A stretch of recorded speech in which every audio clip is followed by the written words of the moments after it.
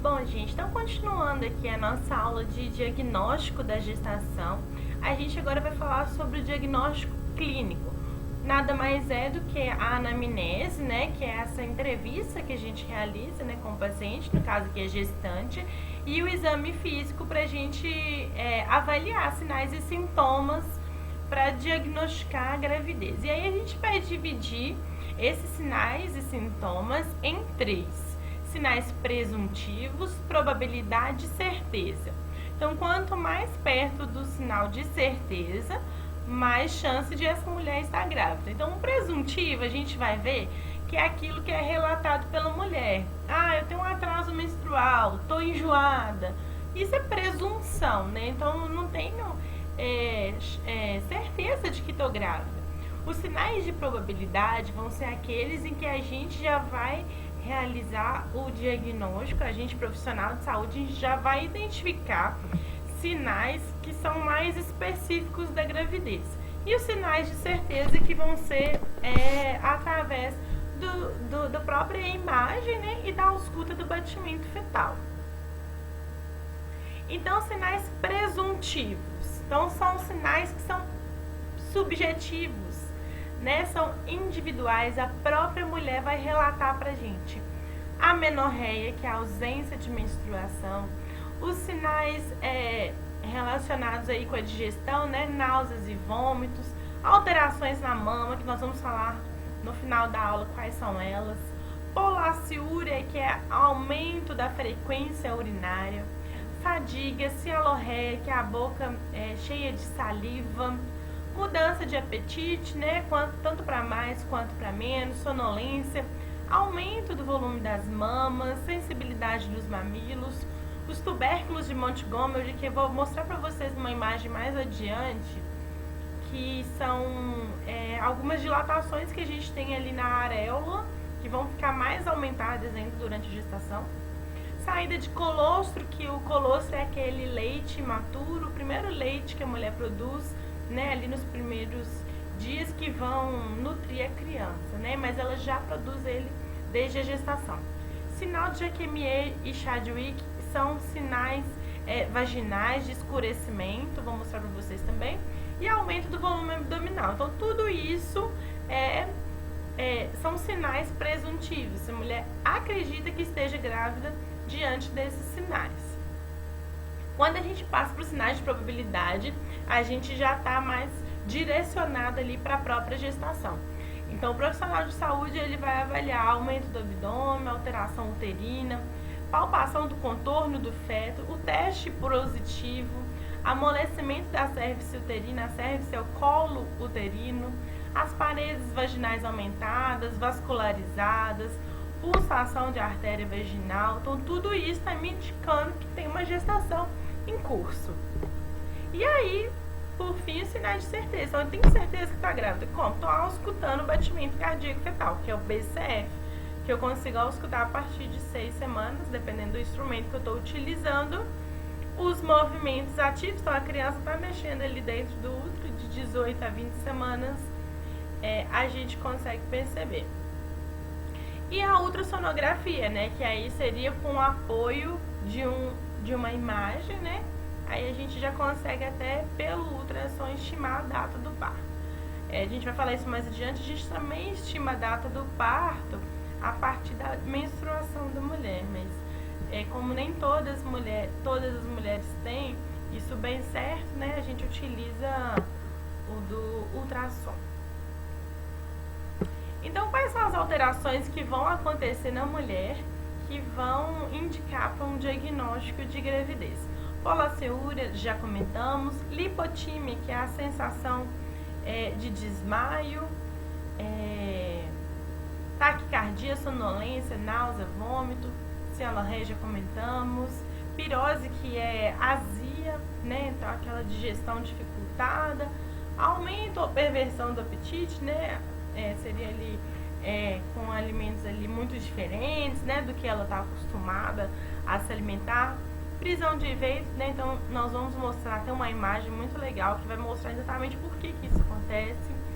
Aversão a odores, sensibilidade gustativa, né, de sabor ali reduzida. através do exame físico. Então, vou mostrar bem pra vocês, tá bom? O que significa isso. Então, cloasma gravídico, que são as manchas, vou mostrar na imagem que fica melhor, tá bom? Aumento das mamas, do colosso, os tubérculos de Montgomery, rede de Haller, sinal de Jacquemies e de Chadwick, que é na vulva, né, e na vagina, e a linha alba. Mas vou mostrar tudo isso pra vocês na imagem que fica melhor. Então, aqui o cloasma gravídico, então, é chamado de melasma quando não acontece durante a gestação. Então, são essas manchas na face, essa hiperpigmentação da pele que acontece durante a gestação e pode sumir ou não ao final da gestação, tá? A linha alba, então, é essa linha que se forma durante a gestação, também some depois, né, da gestação. Os tubérculos de Montgomery, como eu falei com vocês, são essas dilatações, são glândulas sebáceas que a gente tem aqui ao redor do mamilo, na região da areola. E aí eles têm um aumento, né, do seu tamanho, do seu volume, justamente porque eles são glândulas sebáceas. Então, eles precisam lubrificar essa região aqui, já preparando para a amamentação. Rede venosa de Haller, então nada mais é que o aumento ali da rede venosa das mamas. Então, as mamas, a gente começa a enxergar, visualizar uma rede venosa, justamente porque eu aumentei ali a circulação sanguínea. Sinal de Jacquemies e Chadwick, como eu falei com vocês, está relacionado aqui com o escurecimento da região da genitália, né? Então, aqui, tanto na parte entre grandes e pequenos lábios, quanto do cérvix, né? Do colo do útero. Então, tem um aumento aqui da vascularização sanguínea e, por isso, se torna mais escurecido. O colostro, então, a gente tem já a preparação para a amamentação durante a gestação. Então, normalmente ali no final da gestação, do metade para adiante da gestação, a gente já tem a produção do colostro, que é esse leite, né, que vai ser ofertado ali para a criança nos primeiros dias de vida. Através do exame físico, né? Então, a gente pode palpar ali o útero e aí a gente consegue identificar forma, tamanho, altura do útero, os segmentos do feto. A gente consegue, pela palpação ali, avaliar aqui tá a cabeça, aqui tá o dorso. A gente consegue fazer alguma movimentação. Isso tudo a gente vai falar mais pra frente, tá bom? Porque aqui a gente tá focando no diagnóstico. E os movimentos ativos do feto. Então, aqui a palpação uterina, como que a gente realiza, tá bom? E aqui a medição da altura uterina. Isso vai ser falado adiante durante a aula de pré-natal. Aqui só para vocês terem uma ideia do aumento do volume uterino durante a gestação. Então, até 6 semanas praticamente não tem alteração do tamanho do útero e por isso a gente não consegue ver um volume abdominal. Na 8ª semana ele já dobra de tamanho, então a mulher está ali com 2 meses de gestação, a gente já consegue ver uma barriguinha porque o útero dobrou de tamanho, mas ainda assim é bem pequeno.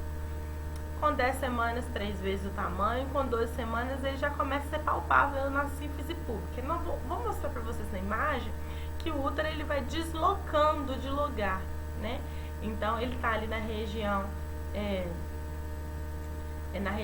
ele tá ali na região pélvica, fugiu o nome. E aí ele vai subindo, né, para a região abdominal.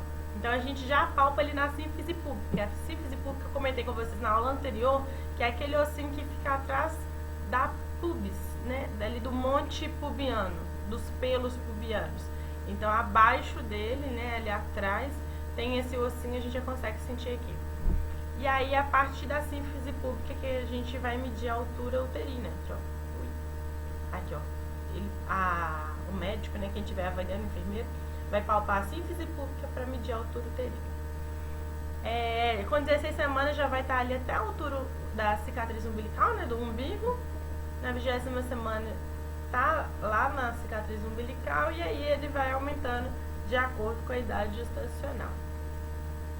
A ausculta dos batimentos cardíacos fetais, ela pode ser realizada através do ultrassom, né? Então, o ultrassom não só mostra a minha imagem, mas também eu ausculto. O sonar, o Doppler, que a gente normalmente é o que a gente realiza nas consultas, né? Nas consultas de pré-natal, né? A partir de 10 semanas. E o PNAR, que é esse instrumento aqui mais antigo que poderia ser utilizado, que é acima de 16, 20 semanas, porque eu já estou fazendo aqui a ausculta direta. Então, eu não consigo auscultar antes de 16 semanas. Outras alterações que a gente pode identificar aqui na mulher: alteração no metabolismo, disfagia, né, dificuldade ali de alimentação. Existe uma alteração no pH oral, né? E aí toda mulher gestante a gente encaminha necessariamente para uma consulta odontológica, justamente pelo risco aumentado de cárie. Deslocamento de vista, vocês vão ver aqui na imagem.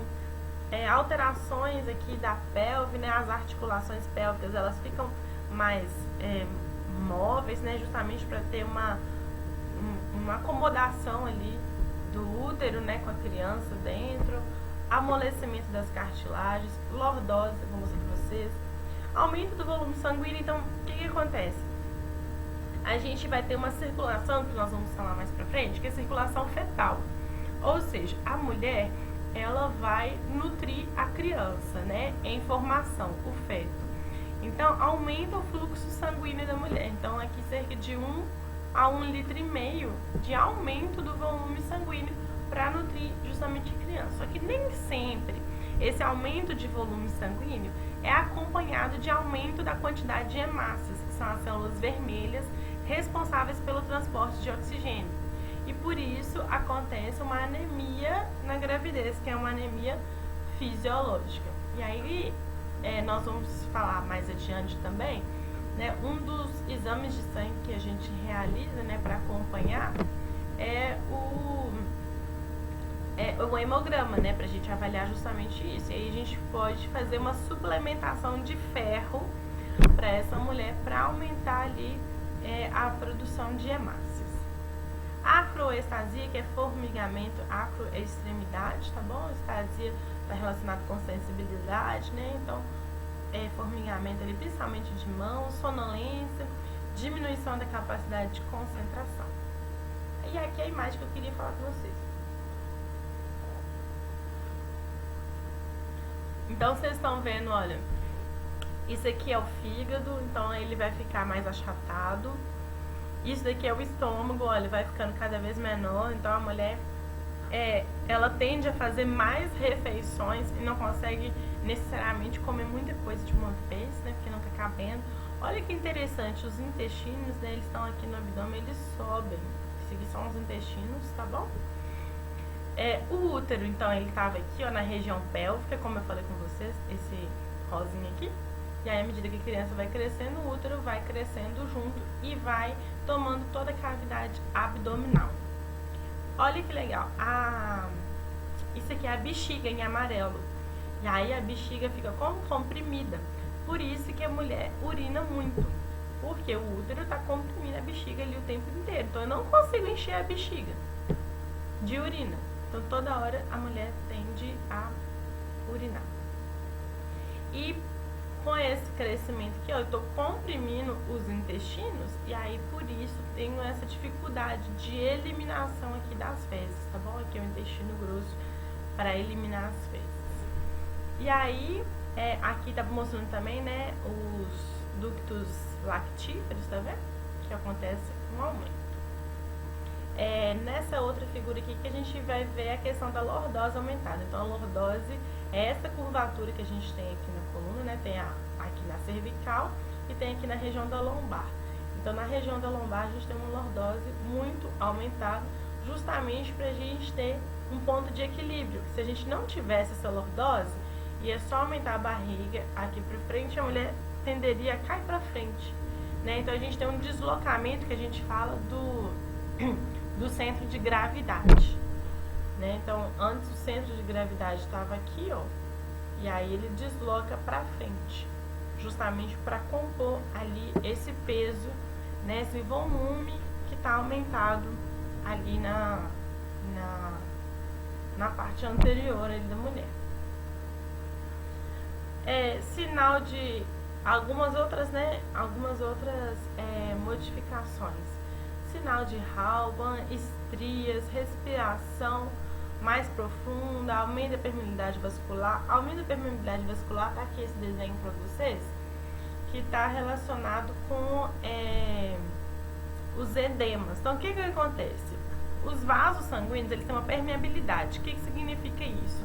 Eles têm a capacidade de deixar entrar e sair algumas substâncias. Os vasos sanguíneos das mulheres gestantes, eles ficam mais permeáveis, ou seja, fica mais fácil de sair líquido de dentro do vaso. Então, sai líquido, não é sangue, é só a parte líquida, tá bom? É só a parte de água. Então, sai água de dentro do vaso sanguíneo e fica ali debaixo do tecido. E aí dá o edema, tá bom? E aí essa mulher, em geral, não faz atividade física, não faz caminhada, então tende a acumular esse líquido ali, principalmente nos membros inferiores. E para finalizar, então, aqui a imagem das estrias, né? Então, as estrias, tanto no abdômen, né, que cresce muito rapidamente, e isso está relacionado também com fatores genéticos, tá bom? Não são todas as mulheres que vão apresentar estrias.